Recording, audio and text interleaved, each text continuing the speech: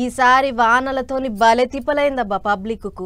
ఎండాకాలంలో వానలు దంచిగొట్టినాయి, వానాకాలం అన్నొద్దులు ఎండలు ఏగిచ్చినాయి. కాలం వెళ్ళిపోయినాక పొంటెబెట్టినాయి వానలు. అట్లీ ఏడు ఆయిటిషిన్కు పడేతందుకు ఋతుపవనాలు రయ్యిన ఉరుకొస్తున్నాయట. ముందుగానే నేలను తడిపేతందుకు తయారైతుండట వానదేవుడు కూడా. గా ముచ్చటేందో పురాగా మా వాళ్ళు చెప్తారు. ఇనుర్రి ఇక చెప్కరా అన్న గా వానల ముచ్చట్లేందో. ఈ పారికి నైరుతి ఋతుపవనాలు ముందుగాలే తోవబట్టిన ఇల్లు ఇంకో 10 రోజులలో కేరళ పొలిమేరలకు వస్తాయట. ఇది మేమంటున్న ముచ్చట కాదు, మా సొంతంగా రాసిందేం లేదు. ఐఎండీ అధికారులు బయట పెట్టిన ముచ్చట్లే మీకు చెప్తున్నాం. అసలైతే ఈ నెల 22 వరకు అండమాను, 26 వరకు శ్రీలంక వరకు రావచ్చు అనుకున్నారు ముందుగాల అందరూ.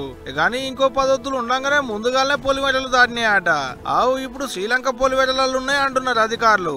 చుట్టూ తిరిగి ఈ నెల 27వ తారీఖు వరకు కేరళ పొలిమేరలలో జ్వరపడే తట్టున్నాయట. అంటే ఈ పారికి ఆయిడిషన్ కూడా ముందుగానే పడేటట్టున్నది అన్నట్టు. చిన్నగా మనతానికి మళ్ళీనా అంటే ముందుగాల దడిపేది కూడా ఆంధ్రానే.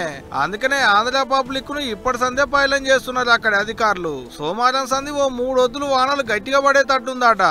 అందుకనే పబ్లిక్ పైలంగా ఉండాలి, అధికారులు హుషారుగా ఉండాలని ఆర్డర్లు వేసిండు ఏలూరు జిల్లా కలెక్టర్. ఇక ఇన్నది కదా పబ్లిక్ జరంతా పైలంగా ఉండేది. గాలి వానలు ఇయ్యాల మైల దోలేటట్టున్నదట. యాళ్ళ పాల తప్పి బయట తిరగకూలి. ఏం చెప్తున్నా